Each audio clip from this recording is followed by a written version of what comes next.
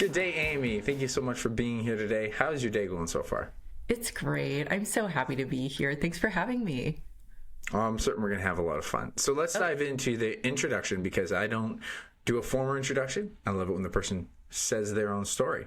So why don't you tell the people who you are and especially how you got to do what you're doing now? Sure. So my name is Amy Renee, and I was never an athlete, and I was always intimidated by the gym or just kind of fitness and movement in general. I never identified as someone who was into like sports or, I would never describe myself as an athlete.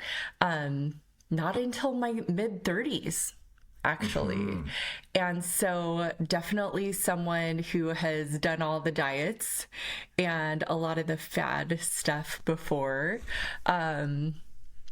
All of that kind of thing. And I was in a lot of groups where it was really common where people would be like, don't eat the fruit, because it's bad or something like that. So I've come a long way. I am a mom to an 8-year-old daughter. I own multiple businesses. I have changed careers in these last few years, and I absolutely am an advocate for anyone wanting to learn about like self-improvement, health, and I'm a big advocate for saying be your best self and you can be hotter than ever in your 40s.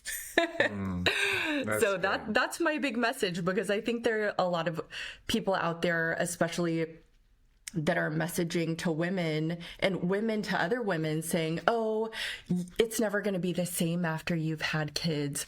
Oh, you're older now. You can't, that's the body you used to have. No, you can be better than ever in all kinds of ways.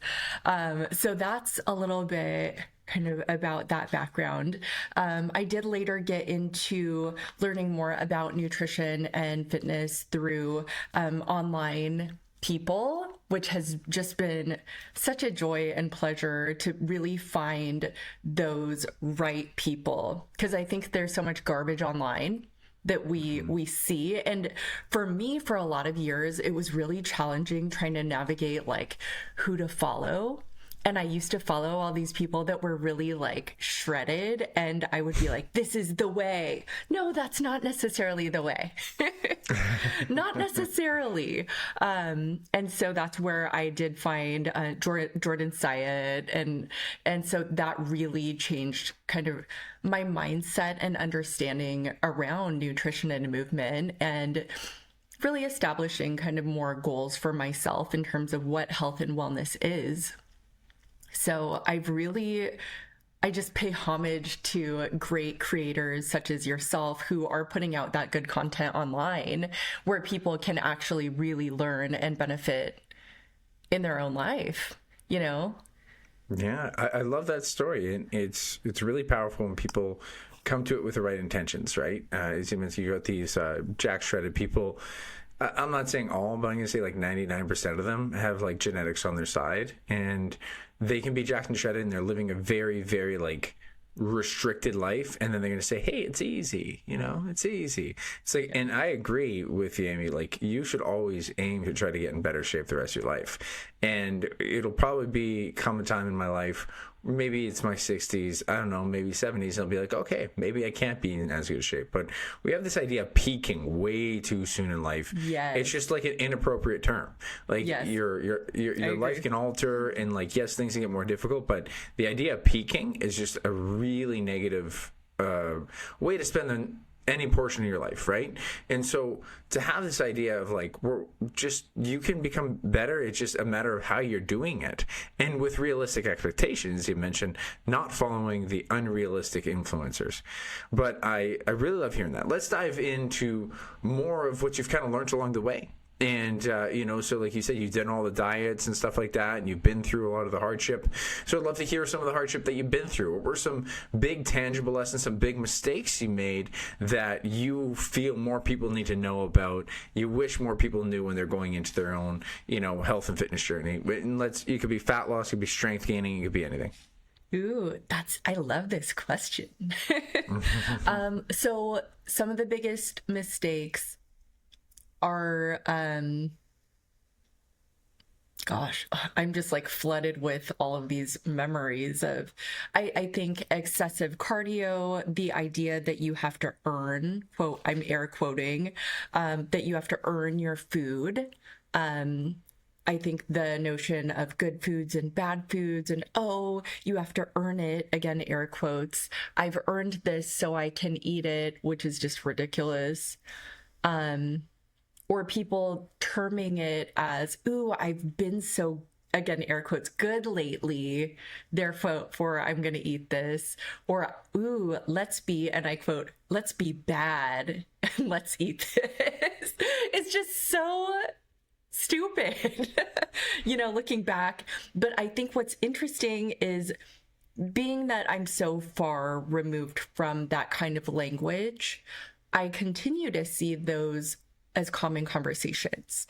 And even though I can look at it and laugh and be like, wow, that's so silly, what was I thinking? I can also look at it and be reminded that when you're a part of kind of group think where that conversation is so normalized, then yeah, you just kind of go with it. That's kind of the norm in the conversation, maybe around your friend groups or family.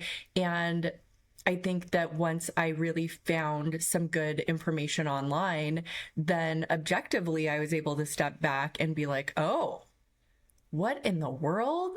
You don't have to earn your food. And no, foods aren't good or bad. It's just food, right? Maybe it's celebratory, experiential, of course, like nutritional, but there are so many layers to it. So I think that those are some of the times that I'm like, oh my gosh, what was I thinking? Extreme caloric restriction, which would then lead to just eating a bunch of like excessive calories after that. Like that's not productive. Let's see. I used to just eat snacks I love snacks, by the way, but so there's nothing wrong with the snacks, but I would just eat snacks and be hungry all the time and not eat meals. And for that, I think that was a really big game changer for me and a learning process where I was like, I think it was Susan Niebergall at one point that was like, this is 200 calories. This is not a meal. This is not a meal. Because I remember seeing things when I was looking at calories and being like, ooh, 300 calories. I don't know. No. And it's like, no, that is not a meal either. Yeah. Yeah. I love, these are some really good points that you're hitting on. I want to highlight the way you said this very well. It's like groupthink. So yes. Now that you're in the more appropriate groupthink, you're in the appropriate, a functional echo chamber for yourself where you're hearing people using supportive, useful things. And, it's still not common knowledge. It's not common knowledge that just eat less, move more is not the overall message. That was a well-intended message 10, 20 years ago when we started to realize, calories are an issue. And so then that was a message literally given by, health professionals. But it's truthful, not useful. And so people would just be like, I'm kind of supposed to be hungry right now. I'm not supposed to eat. I'm supposed to work off my food. Because if I eat this, then I got to burn it off. And for one, you're never going to win that game because you can eat 500 calories more than 10 times faster than you burn 500 calories. But it's also kind of, you're forgetting how effective your metabolism is at burning 500 calories by existence. So we're forgetting two really big things of the equation here, where it's like you burn a lot of calories to exist. And then the rest of your metabolism is just, do you walk a decent amount in the day? Like when you really look at your metabolism, it's doing a lot of work on its own. And that's where people say, I have a broken metabolism. You're alive. Your metabolism can't be broken. Yes. You're alive. Yes. If it's broken, you'd be dead, right? Yes. So I really love that you're giving people this way to look at it. Is like, just because people are saying it frequently doesn't make it true. And I think us as practitioners who are trying to help other individuals, we also have to be empathetic and considerate that we're still not the average opinion and voice out there yet. And I do feel like calorie deficit is coming out.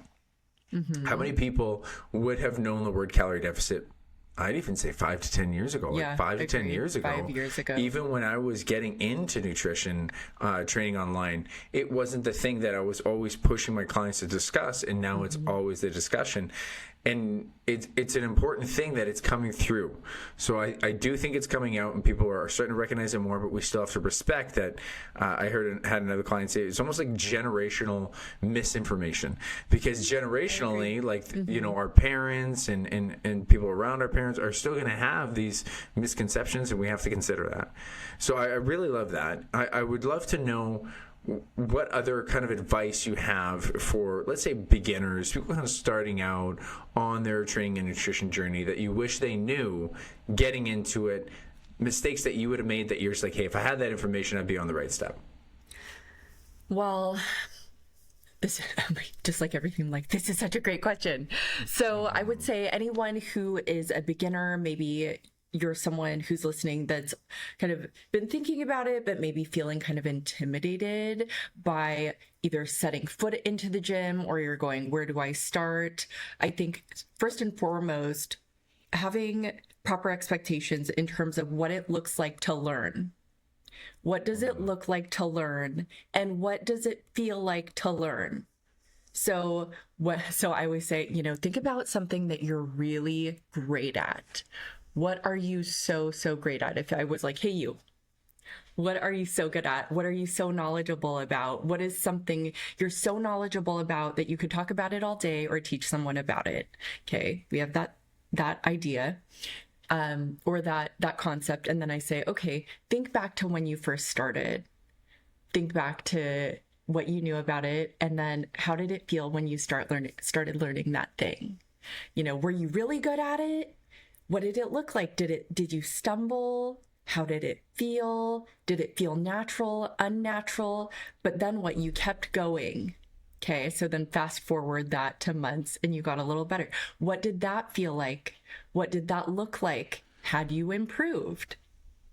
You know, and then fast forward again. Now you're kind of intermediate. What does that look like? What does that feel like? Have you progressed? So then essentially it's saying, like, at first I sucked. It was uncomfortable. I wasn't sure what I was doing, but I knew I wanted to learn the thing, right? But I probably looked silly. I wasn't good at it the first time or the second time or the 10th time even, but we kept going, right? And so I really like to set the expectation and the idea of that learning process at the start. That way it's saying, like, look, it's okay. It's awesome you have some goals and you have a clear direction on where you want to go. And let's expect to have a learning curve. That's okay. It's going to take a little longer this first session that we have together. Or maybe you're setting foot inside the gym and it's like, just even setting foot inside the gym is a big accomplishment. You don't need to learn 10 moves today. You got inside. Good job. Yeah. You know, it's just like those micro steps along the way. And I think celebrating that, and also expecting not to know, and expecting to go in and just really have this attitude of saying, I don't know yet, and I'm open-minded to learning this, and I'm dedicated to trying this multiple times until I do learning. So I think just the approach in general, because I think people go in kind of like guns blazing, like, I'm going to go so hard, I'm going to do this. And that's great. Please take that on. But also I think that people quickly bounce in and then bounce right back out when they're like, ooh, I'm not good at this, or that was really hard, or I'm in here and now I don't know what I'm doing. And then that doesn't feel good. And then people are defeated and then they exit quickly. So I think, again, just going in open-minded, finding someone who can teach and mentor you like a coach. I think that's awesome. If you don't have a coach quite yet, finding a friend, a partner who is, think about someone who's really positive and encouraging to go with. That's like half the battle. you know, how do you feel when you get in there? But I think the biggest needle mover for me is when I had joined even two things, going with some friends who were like, yeah, let's do this. And I was like, oh my God, like, let's go in the gym. And I was like, I don't know, where do we go? And then they showed me what to do. And then the second thing is, even if you don't have that going in with a plan, like a program, even if you have an online coach or someone like that who can give you a program. So when you go in, you're not lost roaming around. Like I used to go in and be like, well, I know how to do the cardio machine and I know how to do this one where I can raise my arms to the sides. And that's kind of all. And then if I tried anything else, then I just felt ridiculous. So then I would leave. But it's like, no, if you go in with a plan and you're working with a coach or you find a plan online, and you can follow that list all the way through, then that will give you some consistency. I love that. It's really good advice right off the bat that people just need to see this as a skill development phase of their life. You just don't have the skill, and that's okay that you don't have the skill, but you also have to give yourself credit, because you have to give yourself credit that you have built skills all over in life, and that's where all your attention goes. If you feel you're good at your job, you feel you're good at, maybe you're good at golf, you're good at some other sport, and well, guess the same way. The first time you swung that golf club, you fucking missed the ball. And it's so hard. It's so hard. Golf is one of the hardest things to learn as an adult. And like you are learning life skills. Yes. But on that continuum, you're a novice. And be okay with being a novice. Be a white belt. It's okay to be a white belt. I like that. It's and being open to that. That's actually exciting because you actually have a lot to learn and a lot of skills to develop. And what's really exciting about it is that it's hard at the start and it's actually really easier 2 to 3, 4, 5 years down the road where it becomes intuitive. Yes. And so this stuff does become natural. And I think that I always push this message on here that I think it's the wrong overall messaging long term for novices that when they think they need they always need to have discipline. You need a level of discipline when you start to change your life to show up to learn a skill. But in the long run, it becomes who you are. Like, it is not a hard skill for me to go to the gym. That's an easy skill. Yeah, I work hard in the gym, but again, that's natural to me at this point. I'm not going to say I'm a hard worker because I go to the gym. I'm going to say I'm a hard worker when I'm doing the stuff I don't want to do in the gym, when I'm doing the stuff I don't want to do with my nutrition. That's where I actually have to apply will and discipline. But even then, because I've done it so much, I know how to turn on that willpower muscle. And so you got to see that act of starting out and learning the skill is challenging that discipline. And I've been really big on this. Like, always remember that resistance training is training your ability to resist your internal thoughts every time you show up to the gym. And so you're always practicing a form of will every time. You're literally, your body's saying, I want to drop this, but don't. You squat it out, you push it out. You're training your body to resist its internal will. And so you're always going to improve. And as you mentioned, as you feel more confident in going in with a plan, it's so helpful. Now, not everyone can, we're both biased. We're going to be like, yeah, get an online training coach. But I always say, start with something that you feel more comfortable in. I'm fine with them not seeing a nutrition coach, but I actually say the same thing. Go ask a friend that you know is in decent shape. And if that friend is going to the gym a little bit, they're probably going to be fine with you joining them and just asking them some questions. And just do that to start. Just find some guidance. And just stick with it. Like, stick with it long enough to get that discipline, to see some results. And then I would heavily encourage to appreciate the value in a personal coach is that you're going to save time. Like, you save your time, you save your effort. And like you had mentioned, just this overall confusion that people go into the gym with is a huge barrier to entry. And you know, it's funny because I never even actually looked at that lens until you mentioned it. A big part of the problem why people just do the cardio is because there is a capacity of competence there. Yes. I go into, I know how to walk on this. I know how to do that cardio, and then I do that.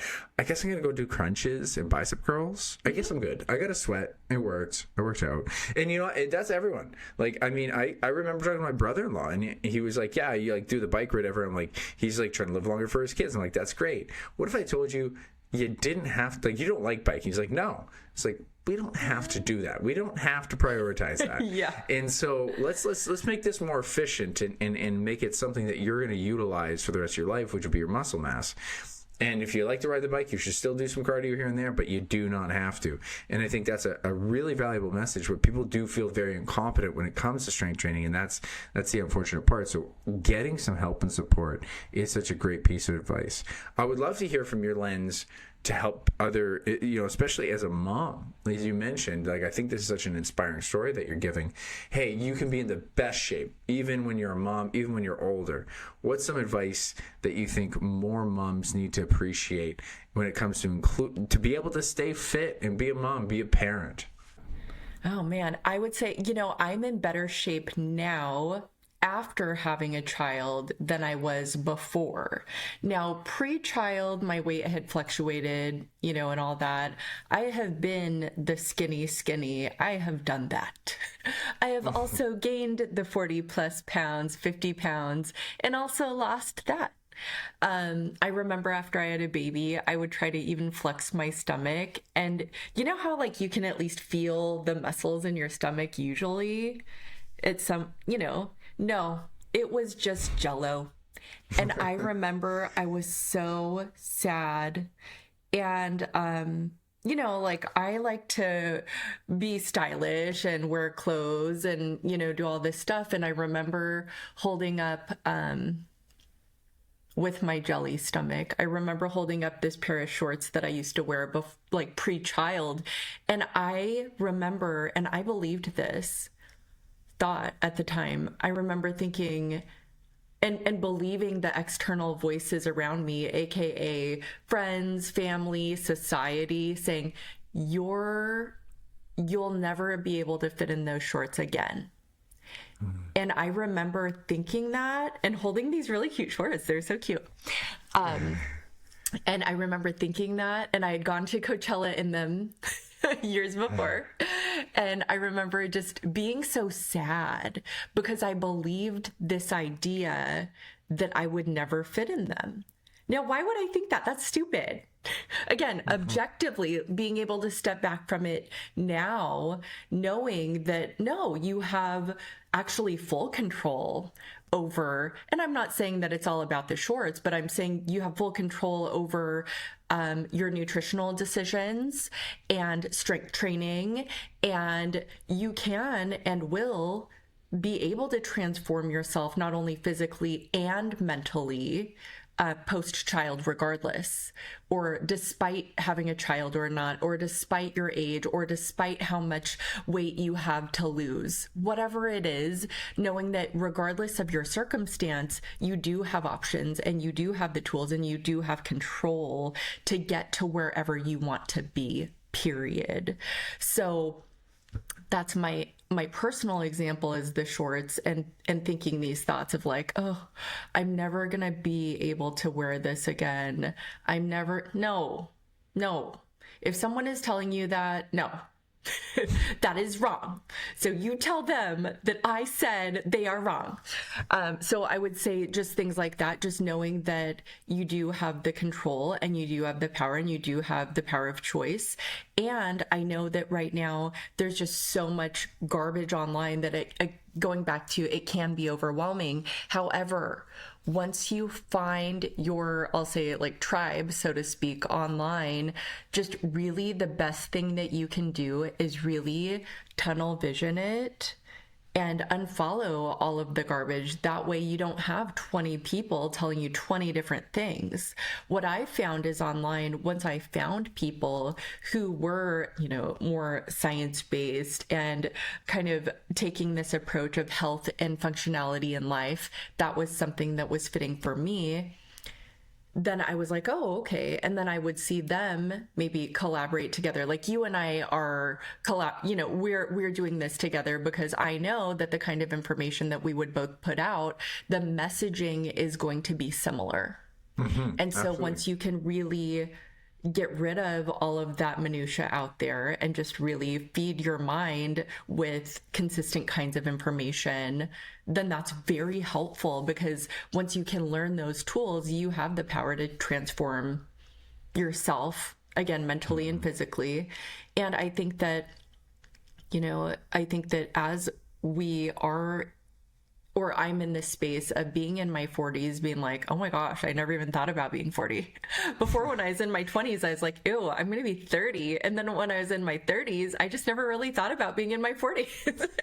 And, you know, here I am. Because it just always seemed like it was like someday, and that someday somehow is now. It's really interesting looking back and seeing like the music from the early 2000s, because to me, in my mind, like that was like yesterday, but no, it's not.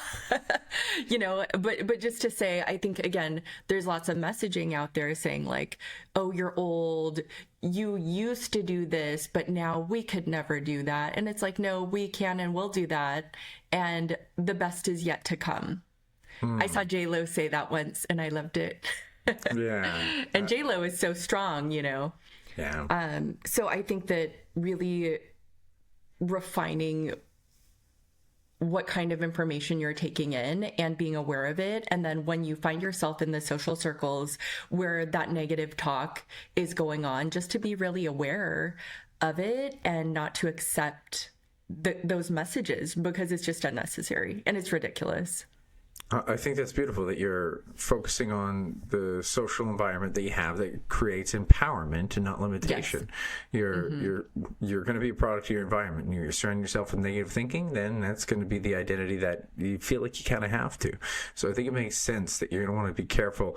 Everyone should be careful with what you're taking in on social media, but definitely to use it in a very powerful way, to try to support that message. You don't have to be what people say you're going to be. You can actually find a better version of yourself. And I think the most important message is if you legitimately feel like you haven't been in the best shape of your life, like you feel like you have left something on the table. Like, I mean, it'd be different if we're talking about like an ex-athlete that was at the highest level of whatever. And even then, even to myself, I've been an athlete most of my life.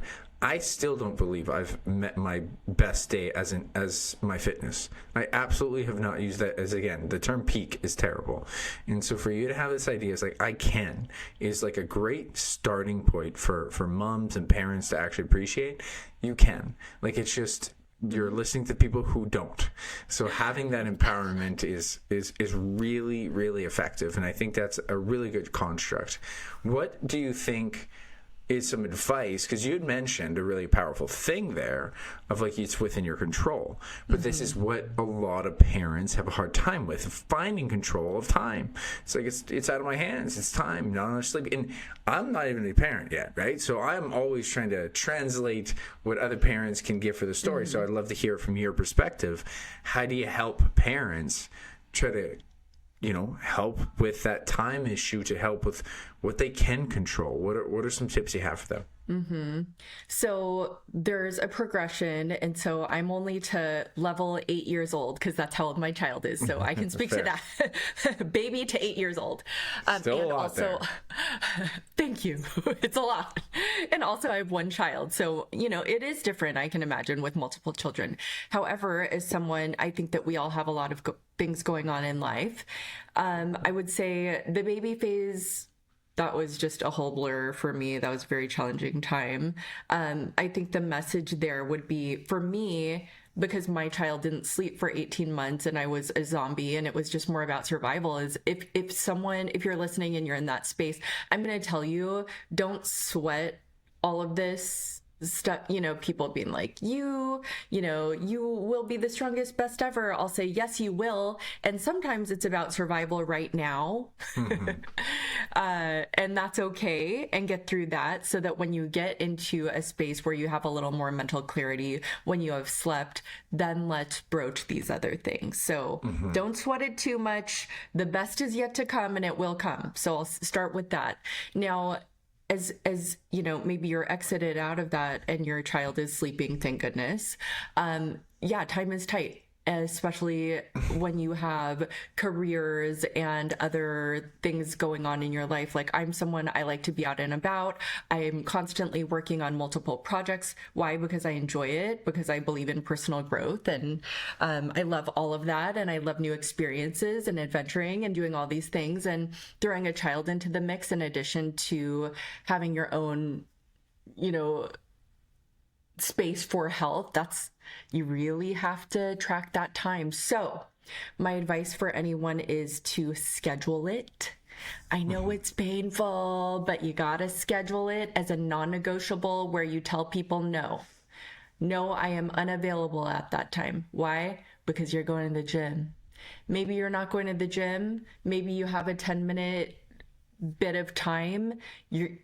Best investment, I always tell people, a walking pad from Amazon. I'm telling you, I live in Eastern Washington State. It's cold, it's dark, and I am not necessarily getting steps all day, but at the end of the night, I can finish up my steps on the walking pad. Or if you have a walking pad, you can do 10 minutes here, 10 minutes there, 10 minutes outside, and it's the walking snacks, little bits here and there, they do add up. And also really saying, if you're just in a season where you're like, I'm just not in a season to be able to go to the gym right now, even really leaning into focusing heavily on nutrition and saying, what can I do right now? I can focus on my nutrition and get protein every meal, and I can be mindful and intentional about tracking my steps. We know what people say, right? Park farther, take the stairs. And it's like, I used to roll my eyes, but really those steps do add up, right? Oh, yeah. And so looking at, okay, maybe you're feeling overwhelmed and so tight on time, but it doesn't mean that you have to do it all. It's more like, what can you bear now at your bare minimum? So again, schedule it. And if you're just in the tightest spot of all, say, what can I do now to move the needle just a little bit so you can feel better, so you can make progress, so you can get that momentum, because there will be a day where you're like, oh my gosh, I'm going to make the time to actually go and do something for myself. And to say, you carving time for yourself, and I think this is especially prevalent for women particularly, is saying, that's selfish of you. How dare you? Why are you always at the gym? You're leaving your kids? Yeah, because they have a dad that's great and that can, take care of his children. Or if you don't, saying like utilizing your resources or your community around you who love you, where you can say, hey, I'm going to go do this thing for myself. I'm going to go to the gym for myself. So right. Say no a lot and go do those things for yourself. It's really important.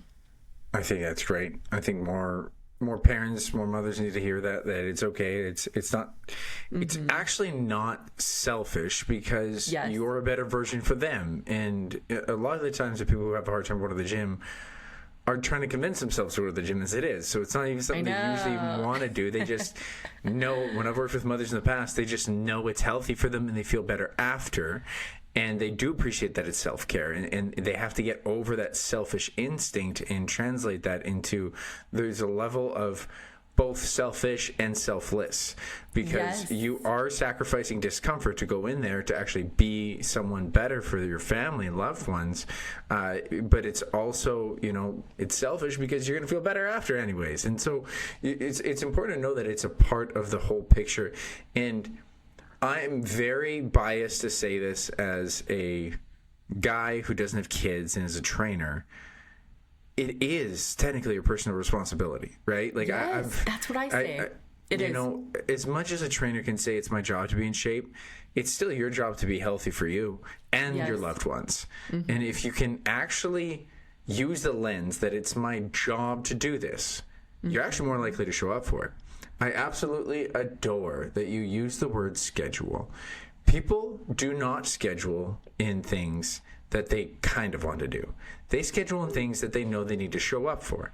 The dentist, going to see a friend or something like that. They have a birthday party they don't want to forget. Like, you're going to schedule things in. And by the way, I think if you're an adult and you're not using some sort of scheduling unit, you're probably not showing up for things that you should, because scheduling calendars just makes such a difference.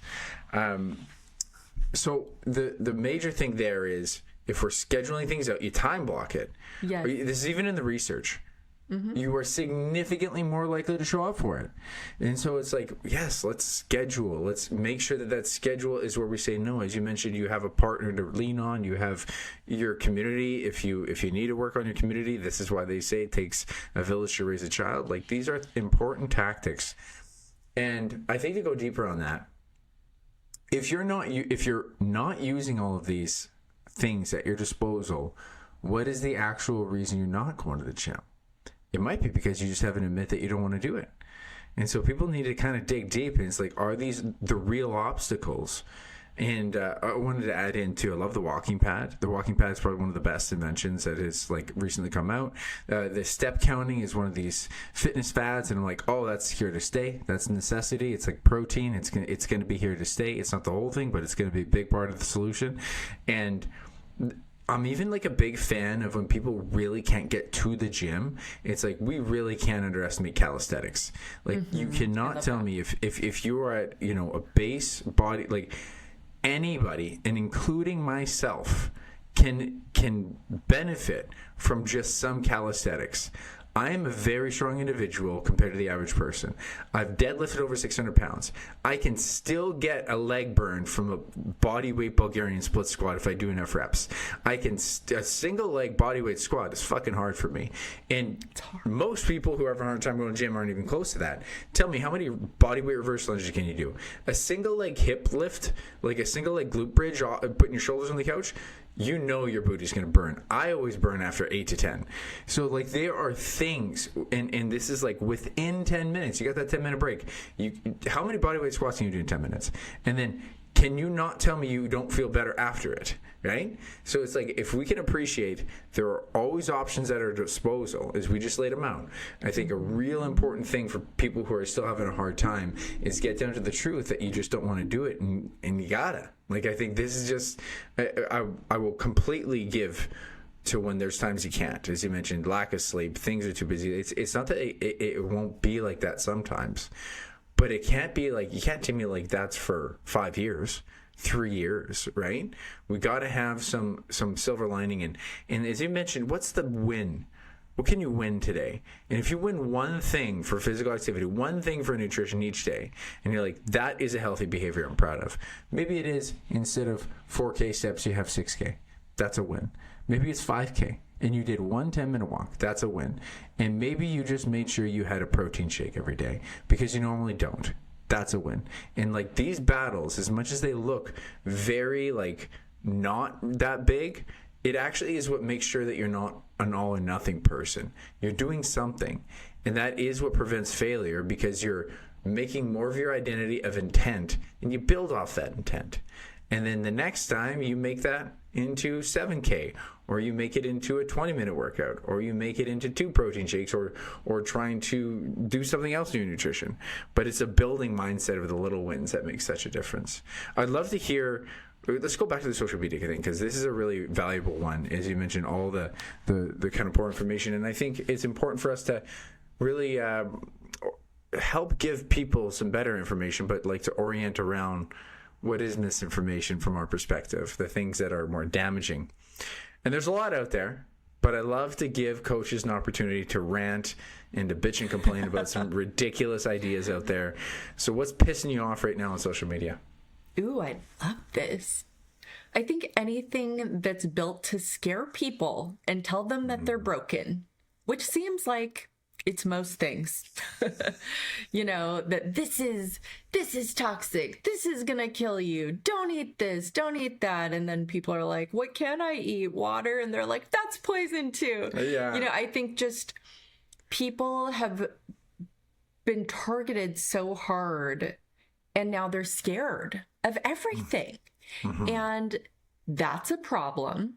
And then So the notion of do no harm, it's like, yeah, there's all this crap information out there, but then there's this whole other league where it's like, no, some of these things are harmful, and that's the problem. And then anything that's a super extremist statement, again, like, like fruit is bad. to me, that's extreme, or just anything like that. But Oh, lots of things like selling you all these pills that will magically fix problems you don't even have, using all these big words that, it just doesn't make sense. People start using all these buzzwords, and it's like, first of all, that doesn't even make sense. And also, do you even know what that is? And people are like, no, but it's broken. I'm broken and I need to buy this pill to fix this. No. It's just getting to anything that I'm sure that we would talk about, right? What do we need? Sleep and recovery, all the things like walking is good. That's when, if you're giving me a rant space, it's when people are like, walking doesn't do anything for your health. It's like, that one, man. Oh man, yeah. That I made a rebuttal post on that, a reaction post on someone was saying how if you were tracking your steps, you were a dork. Like, that's not cardio. Walking's not cardio. And I do give lens to that individual, the coach who is making that sentiment. Sometimes the coaches make this sentiment because of their specific clientele. So if your specific clientele is like, high level fitness, like something in high level fitness, like you actually need to be at high level of cardiovascular shape, you have an argument. But it can be damaging for people who just need to walk. And zone 2 cardio is achievable for an overweight person in walking. Like, it just is. You don't even need a weighted vest or anything. Walk fast and tell me your heart rate doesn't go to a decent pace. Because if you're not at least getting 10K steps a day and you're not going for conscious walk, there's even people who will actually get 10K steps a day. And this actually kind of blew me away when I had a client who was getting over 10K steps a day, so I wasn't as worried about her cardio. And then she went for a conscientious walk. She gets so many steady state walks in the day when she's working with her individuals in like home care, but they're very calm. Like, it's not a fast-paced walk. Mm-hmm. And when she finally went for a steady walk, her heart rate was through the roof. I'm like, wow, that you do need to go for a walk. Like, some people are so cardiovascularly unfit, and that's super important for people to recognize. That's a really great one for people to appreciate. Walking, and it's like when I go over the essentials, I did a presentation recently. It's like, these are the essential things for fitness that we need to prioritize. And the number one movement is walking. Like, movement itself and getting enough steps actually does come before strength, because you got to at least do that. And because it is the most accessible, it's the most fundamental thing you're guaranteed to need and lose. And so from there we go into strength, and then we consider cardio additionally. Because if someone's not already strength training, they just need walking. But if they're doing walking and strength training, especially if a person's not fit, they can probably get a lot of the cardiovascular benefits from just walking more. I remember when I did my bodybuilding show a couple of years ago, and this was when I was just using walking for the cutting. Like, for the first 3 months of a 4-month cut, I did no cardiovascular work on the treadmill. The only time I did it to get my steps. Like, it was very low intensity. It was just to get the step count up. So my step count was about 4,000 steps a day. Hardly ever sweat, and I lost 30 pounds within the first 3 months just from good nutrition. And here was the best part. One of the really cool features I found: my average resting heart rate was around 60 beats per minute, a little bit higher before the weight loss. My resting heart went below 50 just from a step count, because I was consciously walking. And obviously I want to make it efficient, so I'm walking at a solid pace. I would on average go around 30 or 40 minutes in the morning, and then I'd fit it in throughout the day any other time. But I was constantly trying to have a good pace. And so it gets you in good shape. I love that people just need to amplify and appreciate that walking is there. The funny thing, super ironic that people talk about the toxic food was really funny, right? Like, everything's toxic, super ironic. And then the same kind of people will tell you to maybe do like a cleanse of some sort. It's going to clean you. And then to add that in with your supplements, take this supplement, it's going to clean you out. Yeah. So the foods are all toxic, and then take my supplements, it's going to clean you out. The thing that actually does, quote unquote, clean you out is your liver. Your liver needs food in order to operate. That's the only thing that detoxifies the system. And people, it's such a dangerous thing. And I remember that was coming out. That was, I think it was around 2010 when I had someone first, even just before that, people had asked me. And it's just like, it's just another reason to not pay attention to the total calorie equation. And I find it so interesting, because I was, talking to another person on the podcast about this. Like, I find that people who are, and this falls into like the naturalistic realm, people really bias the natural. They're really big on personal responsibility when it comes down to it. It's actually ironic because they're telling you, as you mentioned, I don't know what to eat. I don't know what to do because I can't eat this, this, and this. I only can eat 100% organic food and all these things. It's not even inherently true. You're asking them a high level of demand of personal responsibility. It takes personal responsibility to have the right amount of calories. It does. But it's actually easier. So why are you not for that? Because you're already asking for a high demand of this. Why is this personal responsibility one that you're just not talking about? Because you're not wrong that they should be eating mostly whole foods anyways, but why wouldn't you just dare to say the word calories? There's some weird perception to me on the naturalistic fallacy that, to be fair, when you eat 100% whole food and you're very disciplined to not have any processed food, it is significantly harder to overdo your calories. Not impossible, but I don't understand why they're afraid of the calorie equation. That just doesn't make sense to me at all. But I love that adage. I'm curious, as you are in the States, I'd love to hear your perspective of the new food pyramid. How do you feel about that? Ugh. I think that it's scary, and it continues to go with a lot of information out there that is not moving the needle in the direction that I would hope for it to go. Because we have the research that shows what is needed and, what is good for people in a nutritional sense. And it's concerning to me that this has come out. Mm-hmm. It's concerning. Let's kind of dive into what bothers you the most. What do you think is the least helpful when it comes to the new USDA guidelines for food? So I think the fear that's been created surrounding seed oils, I think that that's a whole other conversation. But what we do know is that I need to be intentional about my wording here. I don't think that people need to be feeling fear-mongered over seed oils. Right. I totally agree. It's super ironic because this goes back to making people feel paralyzed, right? Because seed oils are used pretty pervasively, and no one argues the seed oils used in French fries are a problem.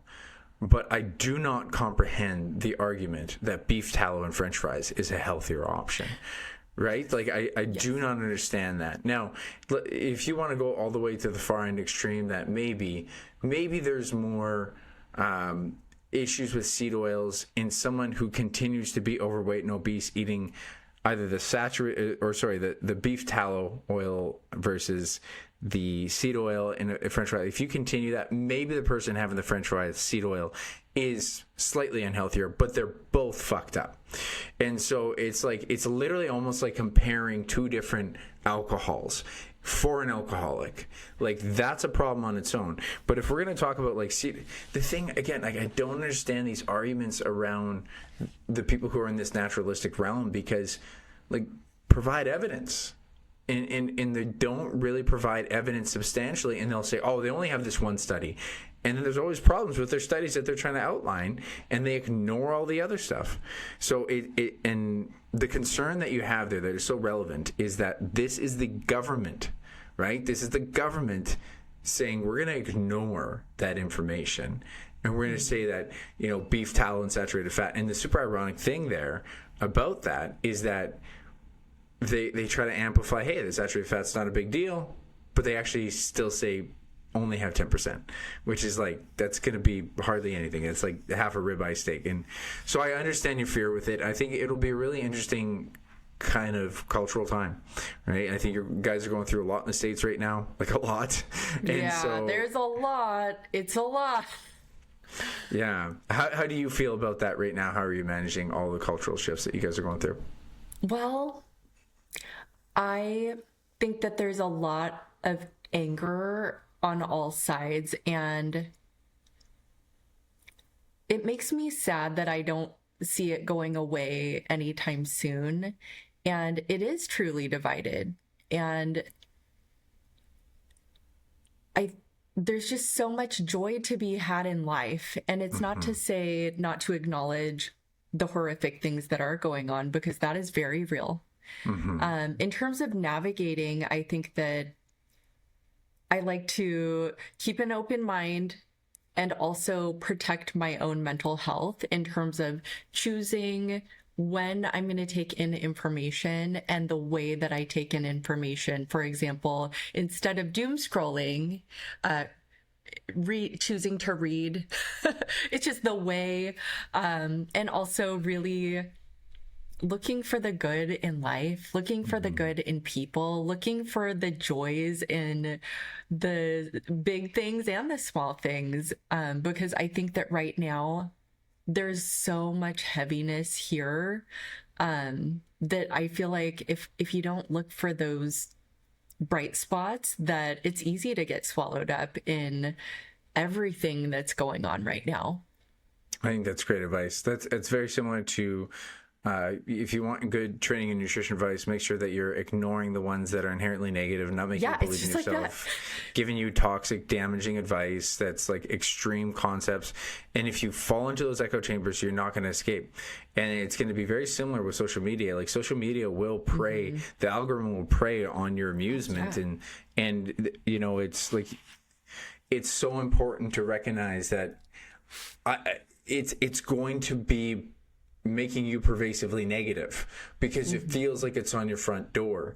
And to be fair, it is more on your front door than it is mine. I'm in Canada, right? Like, I mean, it's my next door neighbor, so it is kind of there, but it's like, that doesn't mean I have to engage with it constantly.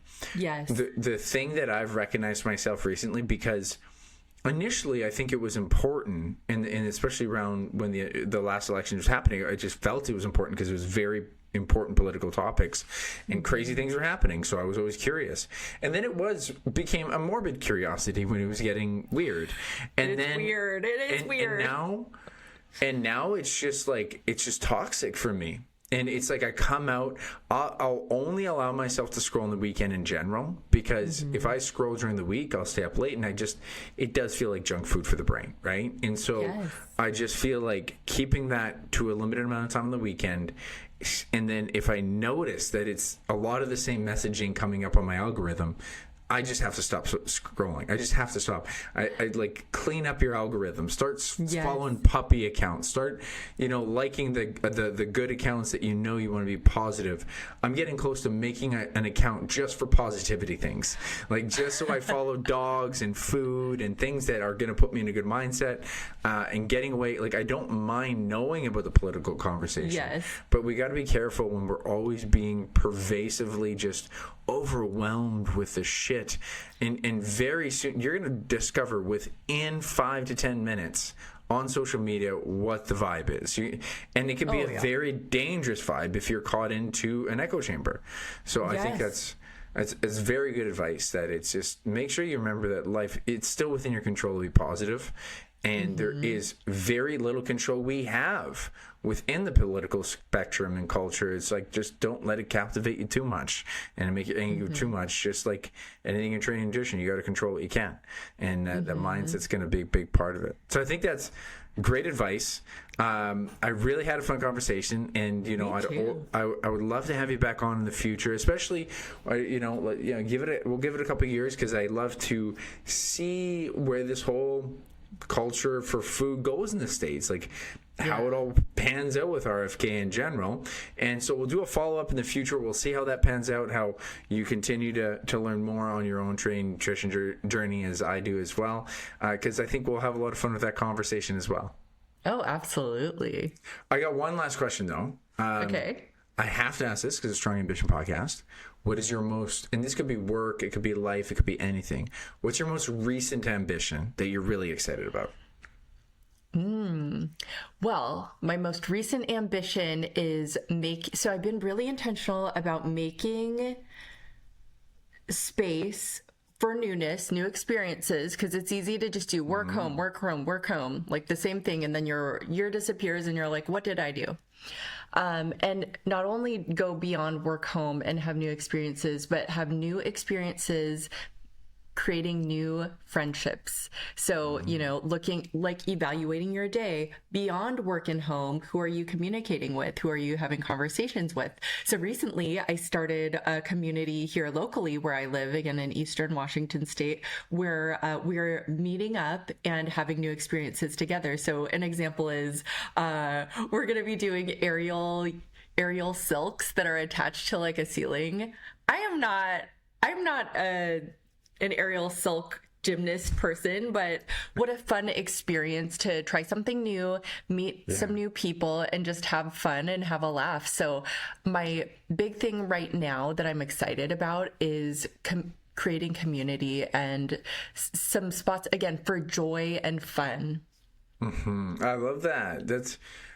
I just gotta say that's courageous. I think that's great because people actually are afraid of that concept. I think newness, especially as adults.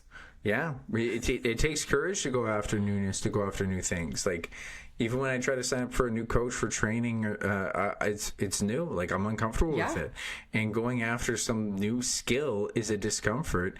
And as you mentioned, as adults, we hate newness. Like, it goes back to that skill development thing. I got to be sucky at things. Those silk things, it's funny on social media. It's another one of those, critical, toxic things. But it's just like people be like, oh, man, these women are doing anything but going to the gym. I was like, fuck it. They're moving.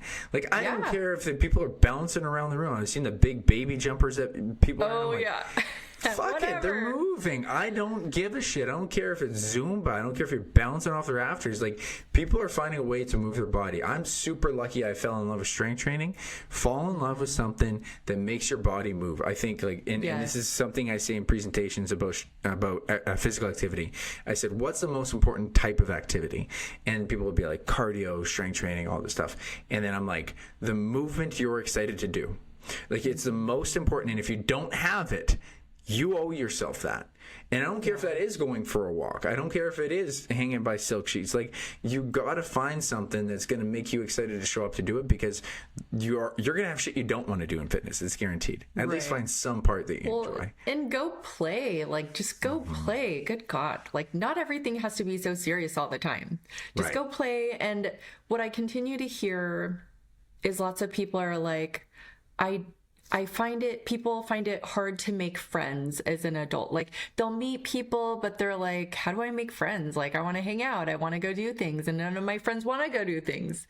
And so, if you're listening and you might not live near me, this is my call to action to you, the person who's listening, to say, go take some action, go sign up for a new class, go do something, join a community group, meet some people, go try something. And those things specifically, maybe it's creative, but I especially, of course, encourage things that involve movement.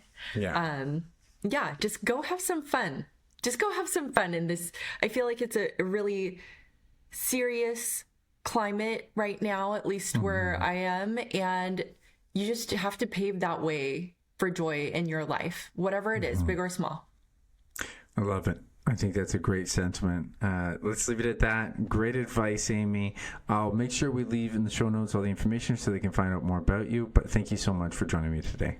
Wonderful. It was a pleasure to be here. Thank you for having me. Thank you, Amy. I really appreciate that conversation. And I will keep saying that. I do feel like the new training and nutrition coaches that get on here are giving different perspectives, and I think there's something to learn. And sometimes you need to hear the same lesson again and again, and it hits you in a different way. I think her perspective of making sure you don't listen to the voices that are making you think that you can't be in a better shape in your life, that you can't achieve something that you actually desire. And I do believe that this is similar to the question I asked Curtis about, like, can anyone, deadlift 225 or, hit PRs? Like, anyone can actually get in unbelievable shape. Anyone could do a bodybuilding show. Can it be done realistically in capacity to the person? But let's not even worry about the bodybuilding show. The whole point of that conversation is that you can be in the best shape of your life. And it's really exciting if you haven't gotten the best shape of your life yet. if you feel like, no, I think I've left something out there, there's a ton of room for potential here. So I think that's exactly what you need to hear more of. And as she mentioned, don't listen to the voices that are making you not believe you can't fit those pants. I think that's a very valuable thing. And it's also important to know, as she mentioned, for the common mistakes, is just appreciate the skill. Like, you got to appreciate that you just got to develop skills. Eventually, knowing how to meal prep, knowing what the right foods are, it's just skills that you don't currently have. And that's actually exciting.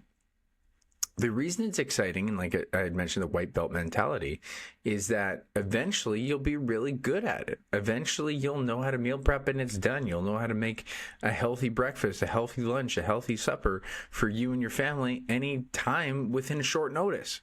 Right now it's a little bit difficult maybe, but that's not going to be how it is forever. So just like any skill that you've acquired the first day you had on the job that you are now very good at, how good were you? And, I heard this adage really good from a client when I was first getting to get into being a general manager at the boxing club. He had said, no one's good at their job in the first year.